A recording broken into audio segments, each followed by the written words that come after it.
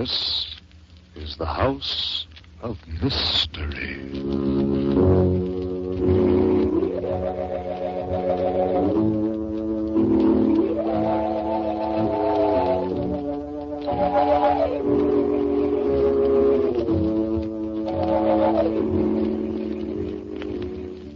Good evening.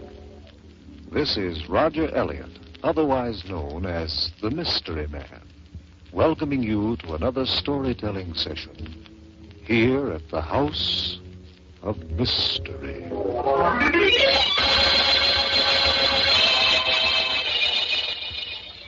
Today, we continue with the reading of Edward Bulwer Lytton's famous ghost story, The Haunters and the Haunted. As Ruth told us yesterday, Mr. Bulwer Lytton was not only a writer of ghost stories, but the author of The Last Days of Pompeii and a distinguished member of the British Parliament. Why did he write The Haunters and the Haunted? Why, Johnny? Uh-huh. Well, I should say for the same reason that I spend a good deal of time investigating rumors of supernatural manifestations to prove, if possible, that ghosts and phantoms exist only in the imagination. Does he prove it in the story? Well, let's find out, shall we? Yeah. Down with the lights, Johnny. That's fine. As you know, this story is about a haunted house in the very heart of the city of London. A house no human being would occupy because of the weird and frightening creatures who were said to inhabit it. However, the man who tells the story decided to investigate the house. He and his secretary, Frank Carter, moved in. The first thing they noticed were mysterious footprints on the damp stones of the yard at the rear of the house. Footprints that formed before their very eyes. Then, inside the house, they saw a mysterious light fashioned in human shape.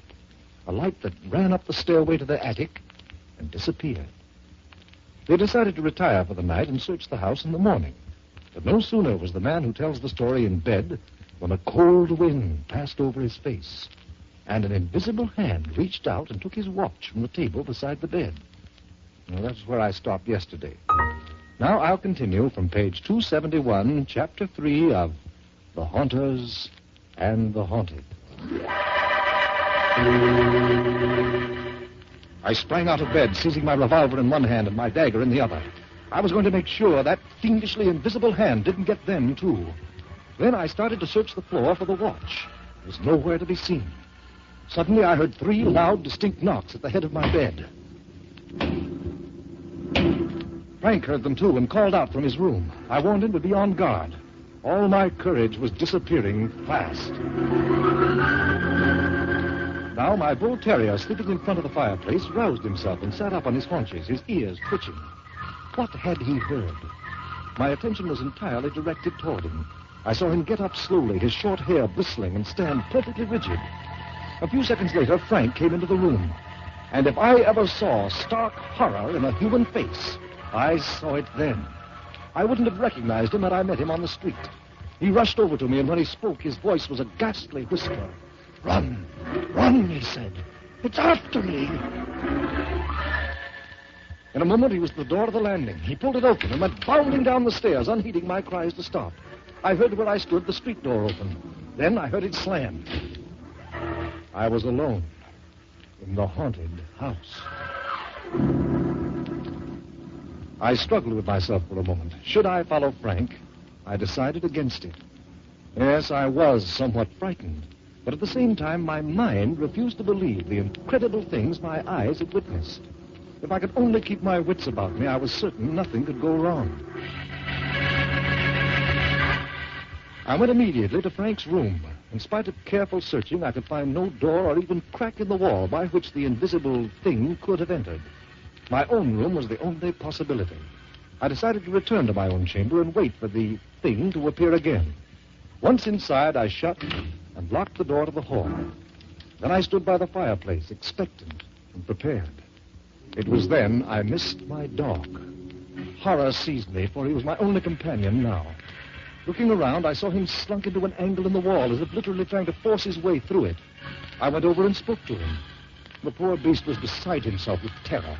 His teeth were bared, foam dripped from his lips. And my favorite pet would certainly have bitten me had I dared touch him. And so, though I wanted badly to comfort him, and in fact needed comfort myself, I left him alone. Taking a deep breath, I put my weapons, gun and dagger, back on the table, lit my pipe, and seating myself near the fire, began to read. It was only a few minutes before I became aware of something standing between the page and the light. I had heard nothing. I'd seen nothing. Only a deep shadow on the printed page. I looked up and saw... How can I describe the horrible sight? It was a darkness shaping itself out of the air in an undefined outline. I cannot say it was a human form, and yet it looked more like a human form than anything else, except that it was gigantic, stretching from the floor to the ceiling. While I gazed, a feeling of intense cold seized me. I couldn't have been chilled more by an iceberg. And to this I will swear.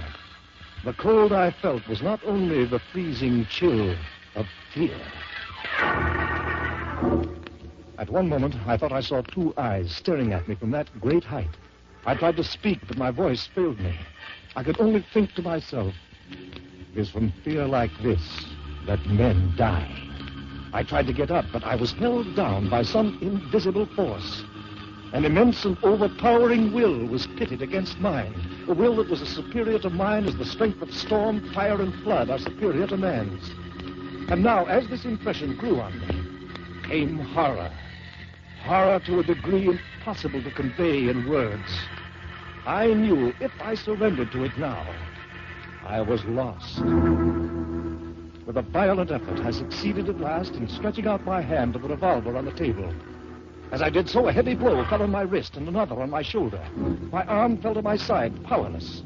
Now, to my added horror, the flames of the candle suddenly flickered violently and went out. I was in total darkness. This was too much. I must break through this horror. With a supreme effort of will, I steeled myself and found voice. Yes, I found voice, though that voice was but a scream of wingless terror.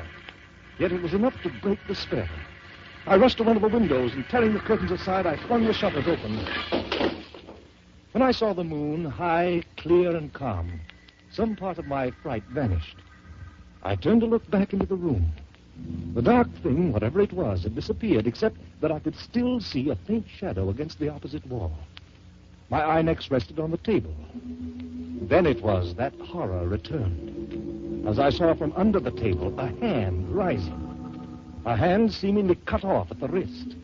It was a human hand, an old woman's hand with skin that was parched and wrinkled. Slowly, the hand closed over the two letters that lay on the table, and in a flash, hand and letters vanished. Then, once again, I heard on the headboard of my bed the 3 loud knocks. As these sounds ceased, I felt the whole room vibrate, and at the far end, sparks suddenly began to rise from the floor, green, yellow, blue, and red sparks. A chair then moved itself away from the wall and placed itself at one end of the table. I blinked my eyes. This must be a delusion. When I opened them again, I'd seen nothing. But I was wrong. The next time I looked at that chair, I saw, as if growing out of it, a woman's shape, ghastly as the shape of death. The face was that of a young girl, a girl with a strange, mournful beauty. Her throat and shoulders were bare. The rest of her form was enveloped in a gown of cloudy white. The figure began combing its long yellow hair, which fell over its shoulders. Its eyes weren't turned toward me, but toward the door. It seemed listening, watching, waiting. The shadow in the background grew darker. I thought I saw eyes gleaming from the top of it, eyes that were now fixed on the shape of what had once been a girl. My ordeal of horror wasn't yet over. Coming through the locked door, I saw another shape take form, a shape equally distinct as the girl's and equally ghastly. It was the shape of a young man dressed in a costume of the 1700s. There was something terribly incongruous, grotesque, yes, even frightening in the contrast between the elaborate finery of his dress, with its ruffles and lace and buckles, and the corpse-like look and ghost-like stillness of the creature who wore it. Just as the shape of the young man approached the shape of the girl, the shadow suddenly darted from the wall, and for a moment all three were enveloped in darkness. When the pale light returned, the two phantoms were in the grasp of the shadow which towered above them and kept them separated. And there was a dark stain on the cloudy white garments of the girl, just where her heart might have been. The young man was leaning on his sword. Only a moment was given me to see this horrible sight. Then the shadow descended again, and they were gone. The closet door to the right of the fireplace now opened, and from it came the form of an old woman. In her hand she held letters, the very letters over which I'd seen the hand close, and behind her I heard a footstep. She turned as if to listen. Then she opened the letters and seemed to read, and over her shoulder I saw a livid face, the face of a man long drowned, with seaweed tangled in his dripping hair, and at her feet there was a child, a weeping child. Even as I stared with unbelieving eyes at this fantastic tableau, the wrinkles and lines in the old woman's face disappeared, and it became the face of a young girl. Then once more the gigantic shadow darted from the wall and blotted out the whole mad scene. Nothing now was left but the dark shadow, and on that my eyes remained fixed. Suddenly, bubbles of light began to dance once more, shooting from the floor, bubbles of every color and shape imaginable. Sometimes I felt myself touched, but not by them. Invisible hands touched me. Once I felt the clutch of cold, soft fingers at my throat. I was still conscious that if I gave way to fear, I might never emerge from that house alive. I knew that there was a will working against me, a will of intense evil, which could easily crush my own. I determined not to surrender. Marshaling all my strength, I started to concentrate on fighting it out. But it was an unequal struggle. As the dark shadow started moving toward me, and a great burst of colored flame shot its terrifying bolt, I fell senseless to the floor.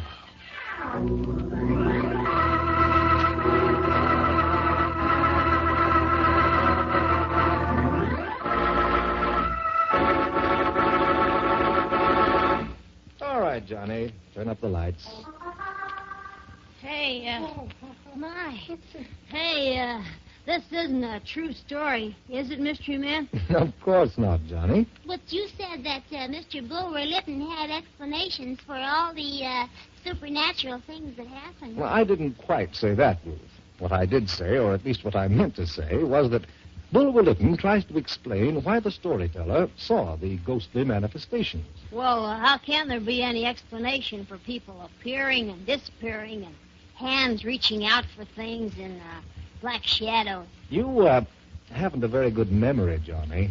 Remember the story of the haunted lighthouse? Sure. Remember how there seemed to be no logical explanation for the voice that said, "You'll die too"? Oh, yeah, but that was the wind. How's he going to explain the things he saw? Well, suppose we wait and see.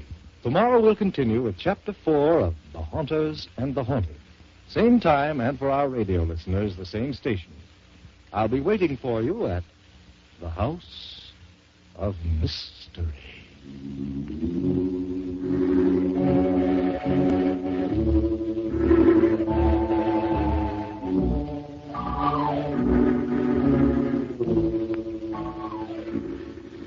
This is Roger Elliott, your mystery man, saying good night.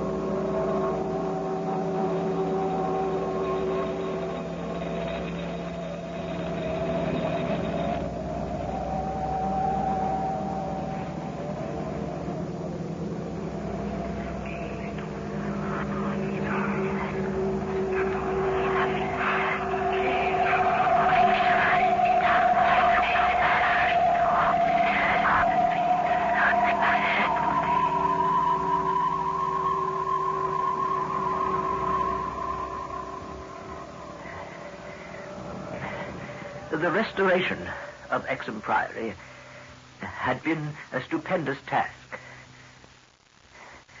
For little had remained of the deserted pile but a shell-like ruin. But because it had been the seat of my ancestors, I let no expense deter me. The place had not been inhabited since the reign of James I, when a tragedy of intensely hideous, though largely unexplained nature occurred. It appeared that my ancestor was accused, with much reason, of having killed all the other members of his household in their sleep. This deliberate slaughter, which included his father, as well as 3 brothers and 2 sisters, was strangely condoned by the villagers and slackly treated by the law. With this sole heir nevertheless legally denounced as a murderer, the estate had reverted to the crown, the accused man making no attempt to exculpate himself or regain his property. Shaken by some horror greater than that of conscience or the law, and expressing only a frantic wish to exclude the ancient edifice from his sight and memory, Walter de la Power fled to the United States, where, by the end of several generations, the family had achieved a proud and honorable, if somewhat reserved and unsocial, Virginia line. After the Civil War, the family moved north. I emerged and grew to manhood, to middle age, and to ultimate wealth within the grayness of a Massachusetts business life. My wife, Emily, died shortly after the birth of our only son, Alfred. And Alfred, in the Aviation Corps in 1917. They both had died, leaving me old, bereaved, and aimless, a retired manufacturer. I traveled, eventually to England, eventually to Anchester, eventually to the ancient family seat, Exham Priory itself. A jumble of tottering medieval ruins, covered with lichen, perched perilously upon a precipice, denuded of floors and other interior features save the stone walls and the separate towers. The priory had been allotted to the estate of the Norris family by the crown. And now, 3 centuries later, I purchased the ruin for a surprisingly reasonable figure, and resolved to divert my remaining years by restoring my ancestral home.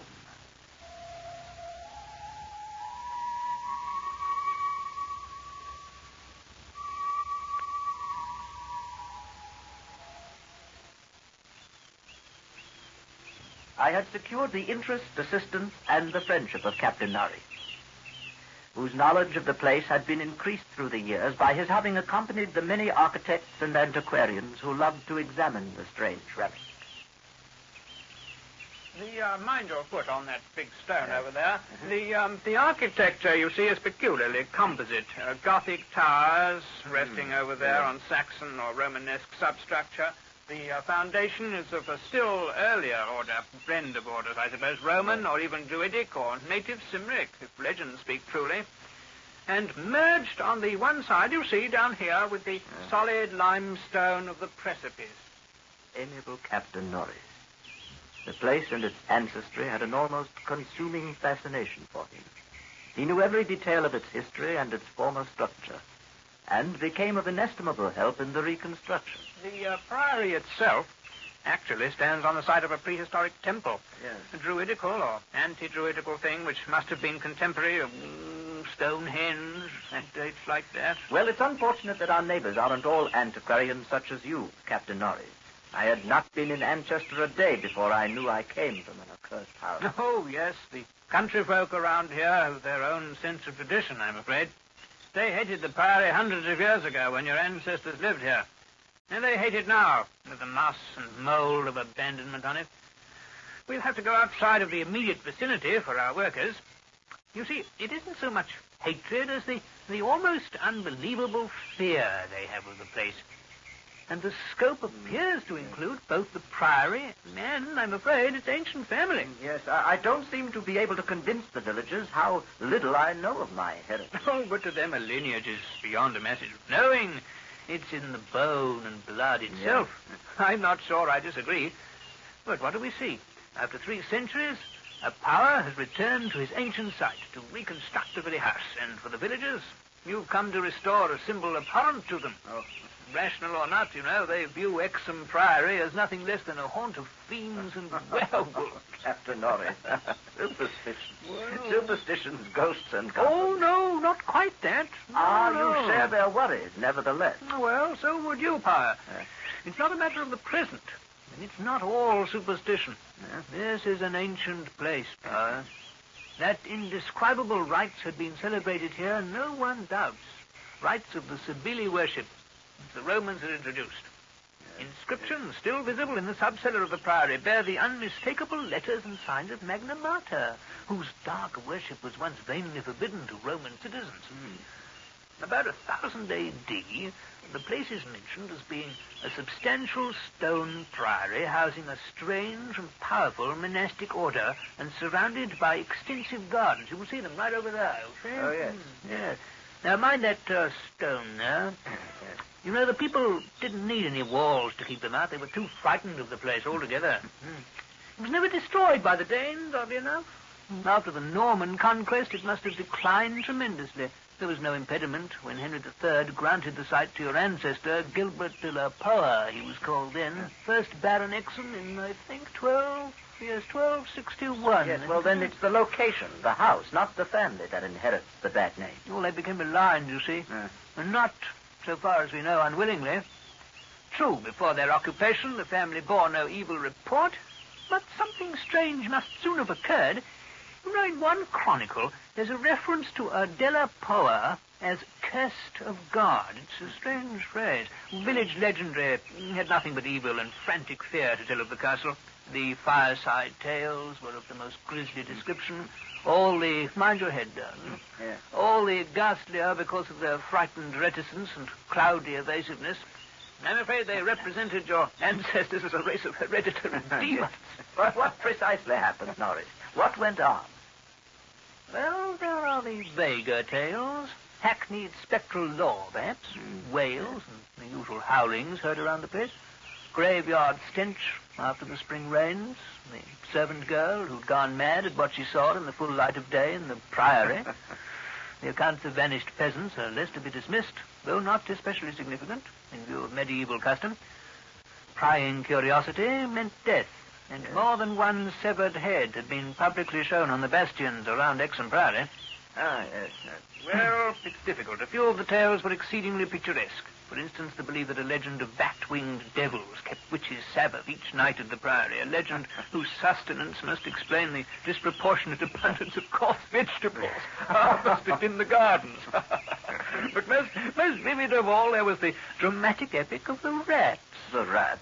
Yes, the scampering army of obscene vermin which had burst forth from the castle a couple of months after the tragedy that doomed the place to desertion 3 centuries ago now. A lean, filthy, ravenous army which had swept all before it and devoured fowl, cats, dogs, hogs, sheep, and, even 2 villagers before its fury was spent. Yes, around that unforgettable rodent army a cycle of myths revolves. Scattered among the village homes and brought curses and horrors in its train. Yes, and that was just 3 months after Walter de la Poer had murdered his family and fled to Virginia. Yes, I should say about that. One thing puzzles me about that murder. Walter de la Poer must have known for years the sinister tales about his family, so that this material could have given him no fresh impulse. I can scarcely conjecture what discovery could have prompted an act so terrible. What had he witnessed or stumbled upon? Take this path downhill. Well, Yes. The general whispered sentiment seems to have been that he purged the land of immemorial curse.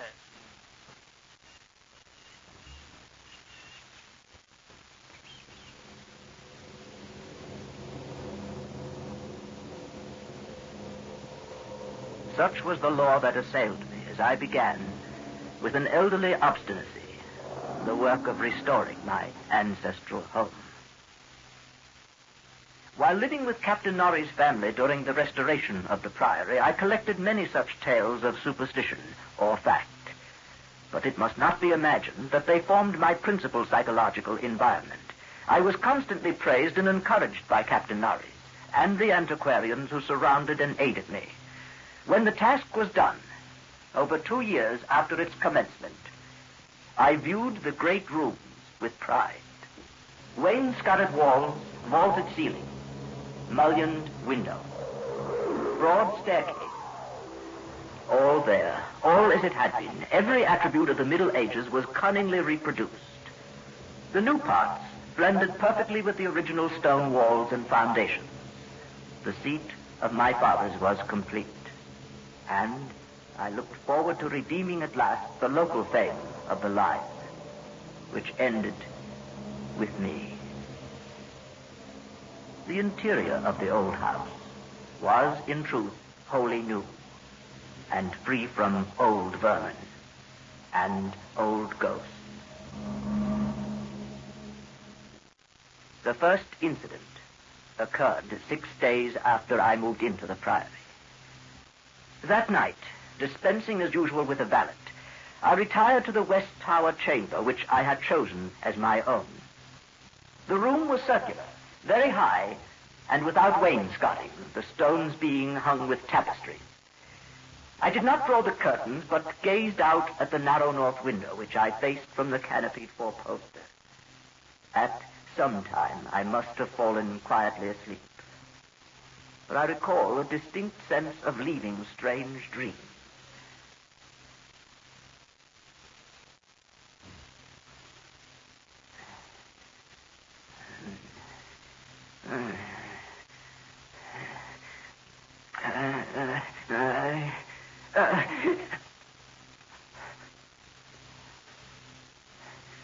As I awoke, I found myself looking intensely at a point on the wall, a point to which my eye had nothing to market, but toward which all my attention was directed. Whether the tapestry actually moved, I cannot say. I think it did very slightly. But what I can swear to is that behind it I heard a low, distinct scurrying, as of mice or rats. Then it was gone. Some sort of effect of echo, perhaps, coming from some other area of the house. There was no need of my looking behind the arras, for the walls were of solid stone, several feet thick.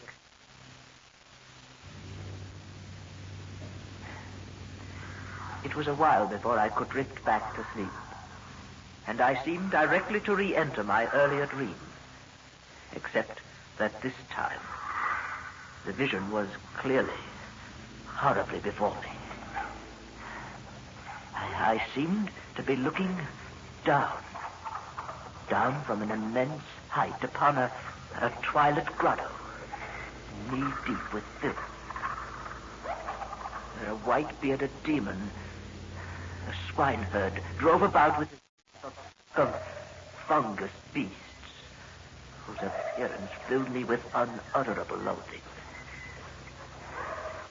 Then, as the swineherd paused and nodded over his task, a mighty swarm of rats rained down on the stinking abyss and fell to devouring beast and man alike. But suddenly I was awake, wide awake. On every side of the chamber, the walls were alive with nauseous sound, the verminous slithering of ravenous, gigantic rats. I could see a hideous shaking all over the tapestry. But the motion disappeared almost at once, and the sound with it. I sprang out of bed and tore aside the arras to see what lay beneath it. Nothing. Nothing but the patched stone wall. I stepped out of the room and stood for a moment at the head of the great ancient stairway, listening to the house. I could hear them. I could hear them faintly at first, but coming from all the walls. And as I descended, the stampeding continued with such force and distinctness that I could finally assign to their motions a definite direction. These creatures, in numbers apparently inexhaustible, were engaged in one stupendous migration from inconceivable heights to some depth inconceivably below. Rats? When I questioned the servants, they said they heard nothing. I didn't want to alarm them by insisting. No, I wasn't dreaming, Norris. It was no dream. But there have been no rats at the Priory for 300 years. Even the field mice couldn't be found in these high walls. Wherever would they be found in walls of solid stone? You say they were headed downward. Captain Norris helped me explore the subcellar, but absolutely nothing untoward was found. We could not, however, repress a thrill at the knowledge that this vault was built by Roman hands. You see up here, it's not the debased Romanesque of the bungling Saxons, but the severe and harmonious classicism of the age of the Caesars. Look here at these inscriptions. T.M. Temp Dona Lucius Praecius Pontificatus. Or is it Attis? Yes. Attis. The reference made me shiver, but I had read Catullus and knew something of the hideous rites of the Eastern God, whose worship was so mixed with that of Cybele. Look, hold your lantern up here. No, not that one. That's by this stone block here. Oh, yes, I see. Yes, you see the design cut into it? A sort of rayed sun? That's not Roman. No, that's not Roman at all. It's of an earlier origin. These altars had merely been adopted by the Roman priests from some older, perhaps aboriginal temple on the same site. Come down here. Let's have a look down here. Norris and I determined to pass the night in the crypt, and couches were brought down by the servants. We retired with the lantern still burning to await whatever might occur. The vault was very deep in the foundations of the priory, and that it had been the goal of the scuttling and unexplainable rats, I could not doubt. But why? Why? As we lay there expectantly, I found my vigil occasionally mixed with half-formed dreams. I saw the twilit grotto and the swineherd, the fungus beast wallowing in filth. They seemed nearer and more distinct. I could almost observe their features. Beast, but not exactly beast. They became more distinct as I watched, looking up at me. Terrifying. Norris, wake up, Norris. Wake up. What is it, fellas? What's wrong? Did you hear them? Did you hear them, Norris? What? The rats. Rats? I heard nothing at all. Still downward. They were going still farther down. No. There are cellars below us, Norris. Cellars? Norris, was it hallucination? Was it madness? Why have they stopped? Why is it silent now?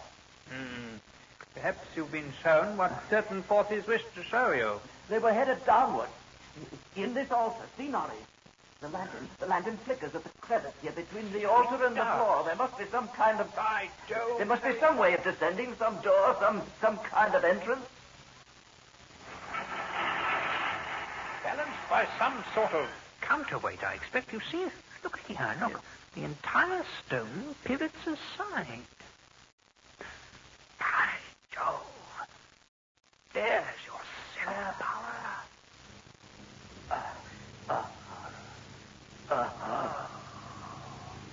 Stone steps descended into an abysmal dark, but sprawled across them as far as we could see. Skeletons. Attitudes of panic fear all over them. The marks of rodent gnawing. ghastly array of human or semi-human bones, creeping and semi-aped. We descended the hellishly littered steps. Horrifying, but extraordinary. Look here. Out through solid rock. Notice the strokes here. Look, according to the direction of all this passage must have been chiseled from beneath upwards. No? Look at that. You notice the air? There's a cool movement of air, probably some fissure in the cliffs above. Yes, look, Pa, the stairway ends here. There's light filtering down from somewhere up here. I can't quite see it, but... Hey, it must be morning outside. You know, almost enough light to see. It's a sort of grotto. Enormous. You can just barely... The descent from reality had almost prepared me for what was to come. Norris, when I reached him, stared out with a look resembling that of the skulls at his feet. Then I followed his eyes over the subterranean world before us. Dear God. We must not underestimate the archaeological importance of such a discovery as this. The Twilit Grotto was of enormous height and stretched farther than any eye could see. There were buildings and other architectural remains. In the center, a circle of monoliths, but dwarfed, everything dwarfed by the spectacle on the ground. An insane tangle of bones, human or nearly so. Like a foamy sea, they stretched postures of demonic frenzy, either fighting off some menace or clutching other forms with cannibal intent. Yes, these skulls suggest a rather baffling mixture. Mostly lower in the scale of evolution than Pithecanthropus, but in every case definitely human. Actually, some of them seem to be supremely and sensitively developed types. Horror upon horror. All the bones gnawed. Altars serving as butcher shop and kitchen. Mostly by rats. Cauldrons. Dining tables. Not all by rats, my Jack. Goblets brown-stained and dried. Horror upon horror. Notice the stone pens over here, for the keeping of herd, I expect, and out of which they must have broken in their last delirium of hunger or rat fear. Herds of some primordial human type. That's fascinating. And there are a row of cells, nearly rusted through. Their tenants still locked inside. And on the bony forefinger of one, a steel ring with my own coat of arms. Strange ideographic carvings here on some of the skulls. Here, look at here. Look at this, Pa. Here, I believe they're Phrygian in origin. Cases of formally arranged bones with parallel inscriptions in Greek and Latin. Still downward, I could hear them. Where else could they draw me? Across the grotto, carrion pits of sawed bones, picked bones, open skulls, nightmare chasms, unhallowed centuries grinning their unnameable fancies. Then to the edge of a depth hideously foreshadowed by my dreams. An apparently boundless depth. Power, there's no end to it. A great mouth, lined with human debris. Spewing, swallowing, yawning out from the primordial... Power, stay out of it, man! The rats, questing new horrors, determined to lead me on. I ran, following them.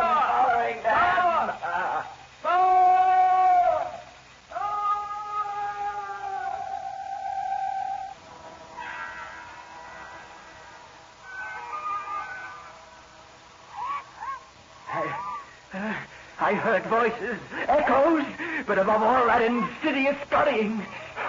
I felt them all around me. I was one of them, part of the ravenous army that feasts on the living and the dead.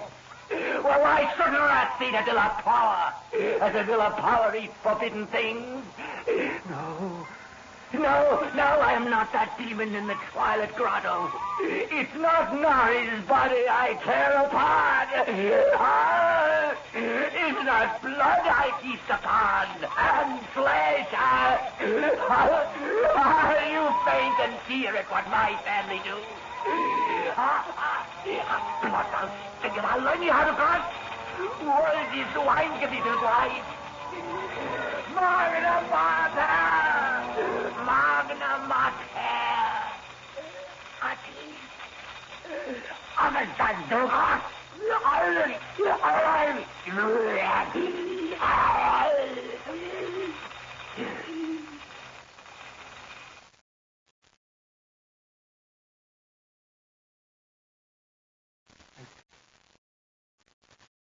That is what they said. I said when they found me in the blackness, over the half-eaten body of Captain Nari. Now they have blown up Exum Priory and shut me into this barred room at Hanwell. With fearful whispers about my heredity and experience. When I speak of poor Naris, they accuse me of a hideous thing. But they must know that I did not do it. I did not do it. They must know it was the rat. It was the rat whose scampering will never let me sleep. The demon rat that raced behind the padding of this room and beckoned me down to greater horrors than I have ever known.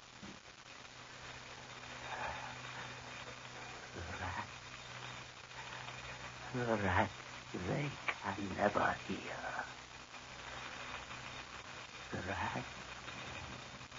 The rat in the wall.